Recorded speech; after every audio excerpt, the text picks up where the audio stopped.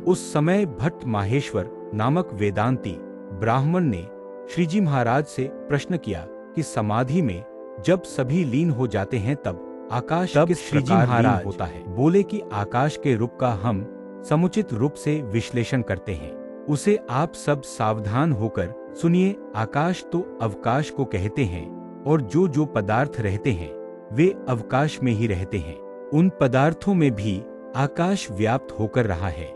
ऐसा कोई पदार्थ नहीं जिसमें आकाश न हो, क्योंकि पृथ्वी के अतिसूक्ष्म रजकण में भी आकाश है और यदि उसके करोड़ों टुकड़े भी कर डालें तो भी उसमें आकाश रहता है। इसलिए आकाश की दृष्टि से जब देखें तब पृथ्वी आदि चार भूत नहीं दिखाई पड़ते, अकेला आकाश ही दिखाई पड़ता है। वह आकाश सबका आधार है तथा स्थूल, सूक्ष्म और कारण रूपी तीन शरीर आकाश में रहते हैं। ऐसा आकाश प्रकृति पुरुष तथा उनके कार्य पिंड ब्रह्मांड के भीतर भी रहा है तथा सबका आधार होकर बाहर भी रहा है। ऐसा यह आकाश तो सुषुप्ति या समाधि में भी लीन नहीं होता। तब कोई कहेगा कि आकाशादिक पंचभूत तो तमोगुण से उत्पन्न हुए हैं। ऐसी स्थिति में उस आकाश को पुरुष तथा प्रकृति का आधार कैसे कहा जा सकता है, उसे सर्वव्यापक भी कैसे कहा जाए।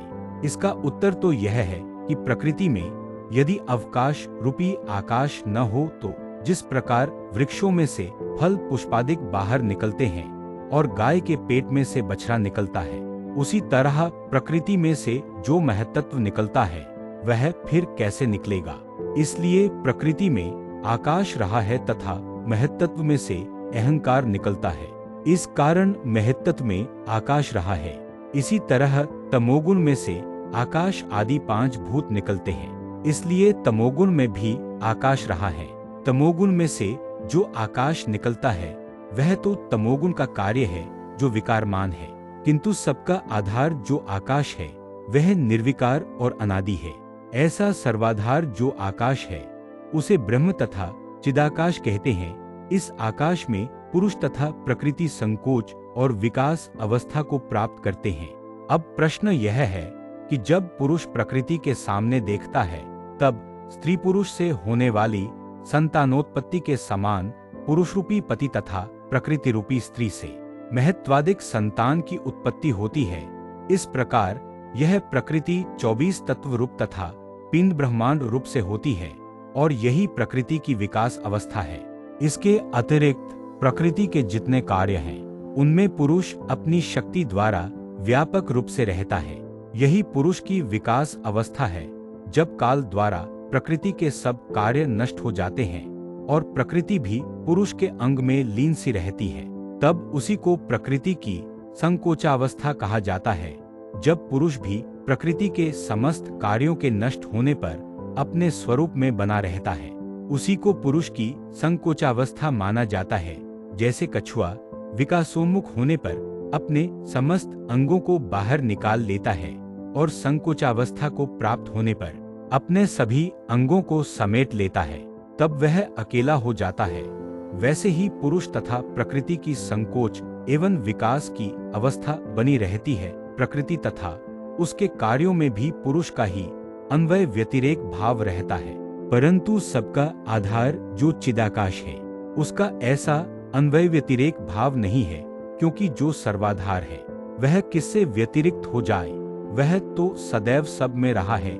जो यह ब्रह्मांड है उसके चारों ओर लोकालोक पर्वत है, जो उसके लिए किले के समान रहा है। उस लोकालोक से बाहर आलोक है, उससे परे 7 आवरण हैं, उनसे परे अकेला अंधेरा है और उस अंधेरे से परे प्रकाश है, जिसे चिदाकाश कहते हैं। उसी प्रकार ऊंचाई भी ब्रह्मलोक तक बताई गई है। उसके परे 7 आवरण हैं, उनसे परे अंधकार है, उससे परे प्रकाश है, जिसे चिदाकाश कहा जाता है। इस प्रकार ब्रह्मांड के चारों ओर चिदाकाश है और वही ब्रह्मांड के अंदर भी है। ऐसा जो वह सर्वाधार आकाश है, उसके आकार में जिसकी दृष्टि पहुंचती हो उसे दहर कहते हैं। और भी अक्षि विद्या आदि अनेक प्रकार की ब्रह्म विद्याएं कही गई हैं, जिनमें से यह भी एक ब्रह्म विद्या है। यह चिदाकाश अति प्रकाशवान है तथा वह चिदाकाश अनादि है। उसकी उत्पत्ति तथा उसका विनाश नहीं होता। जिस आकाश की उत्पत्ति तथा विनाश की बात कही गई है, वह आकाश तो तमोगुण का कार्य है और अंधकार रूप है। वह लीन हो जाता है, परंतु सबका आधार जो चिदाकाश है वह लीन नहीं होता। इस प्रकार आपके प्रश्न का उत्तर दिया गया है। अब उसमें किसी को शंका रही हो तो पूछिए। तब वह वेदांती ब्राह्मण तथा समस्त हरिभक्त बोले कि अब किसी को लेश मात्र भी संशय नहीं रहा। इति वचनामृतम 46।